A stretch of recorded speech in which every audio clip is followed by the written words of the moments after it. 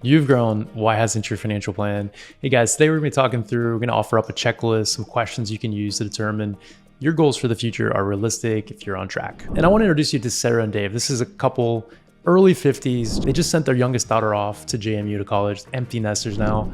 Got them thinking about what the future might hold for them, right? And also got them thinking about a lot's changed over the last 20 years, a lot of growth, a lot of good things, but at the same time, they really haven't paid close attention to their money during that time frame. So they're not sure if they're on track for some of the goals they thought they really wanted to accomplish. So same kind of questions that can help Sarah and Dave through their scenario as well. First, guys, my name is Justin. I'm a financial advisor, run a wealth management practice here in Northern Virginia. We help clients all over the country. We create custom financial plans, manage investments, and really just be a resource for folks to make smart financial decisions. So if you have questions, would love to hear them, be a resource for you as well. So please feel free to reach out. Sarah and Dave. So little backstory here. Sarah's in a senior leadership position, great career. Dave's been kind of cruising as a software sales executive, also has a good career. So they're peak earning years. Looking back over the last 15 to 20 years, they tell me, look, hey, we've been raising kids, building our careers, chasing dreams. We've had a lot of fun. We've accomplished a lot, but we haven't really focused on our money during that time period. And we always thought mid 50s was kind of the time period we'd like to retire, or at least work less or do something different. And now we're pretty close to that age. We're not sure, where we stand because we don't have that plan in place. Can you help us with that?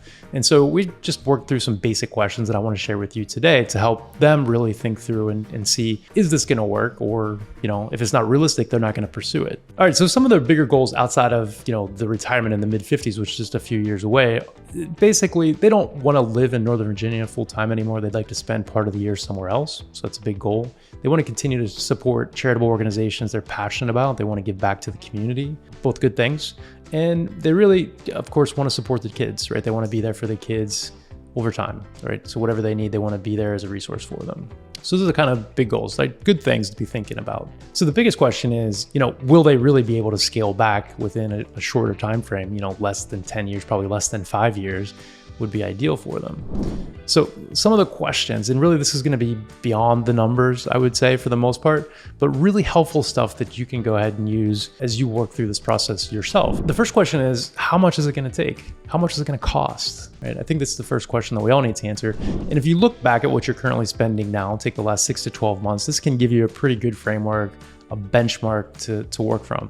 People think they're going to spend less in retirement, but you never do. You never go backwards. We found very few people who actually do. Because here's what happens. Maybe your mortgage falls off, you get that mortgage paid off, but at the same time, now you want to travel more, you're in your early years of retirement, you can go and do fun things, you want to do them, you want to spend more, you want to spend on the kids, whatever.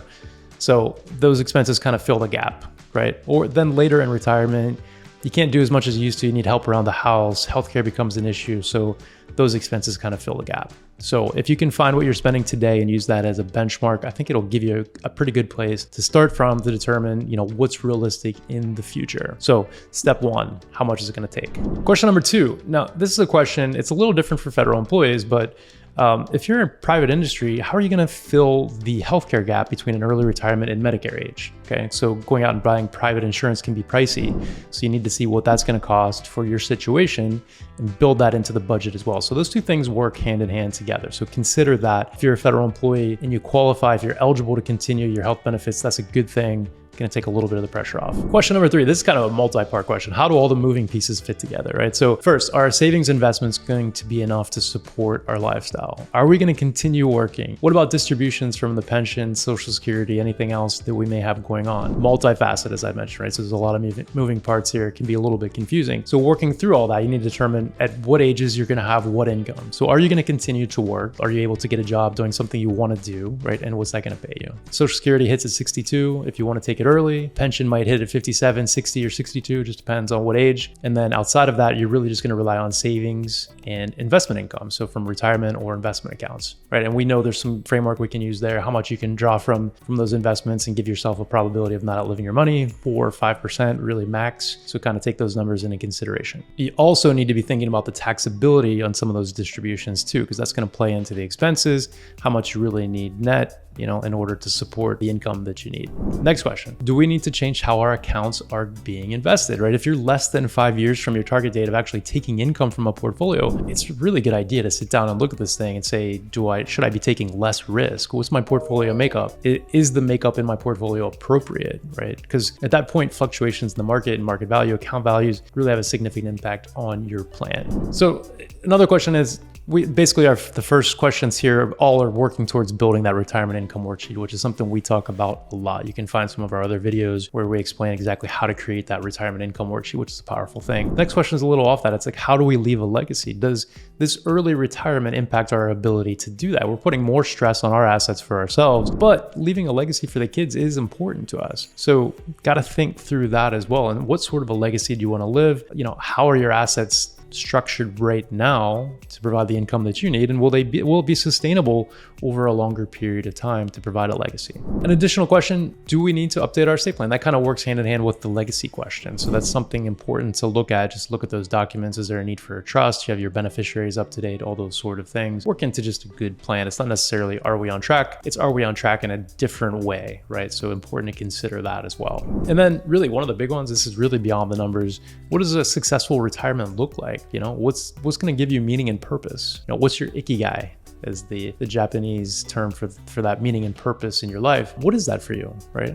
So that's something to be working through with your spouse, with your partner, determine that you're on the same page. So some helpful questions, if you're in a situation like Sarah and Dave, we're going to be working through their situation, hopefully getting them to a point where they can make some good decisions. And I mentioned earlier, if it's not realistic for them, they're not going to do it. They're going to continue to work, to stack assets, to really meet all these goals. That doesn't mean you should do that if you're willing to prioritize certain things over another. It's really a personal decision. Every situation is unique and your decisions will be too. So I hope you found some value here. I think it's an interesting conversation, at least to be having. Answer some of these questions within the context of your own situation. If you did find value here, we appreciate if you give us a like and a subscribe and share with a friend or a colleague. Until next time.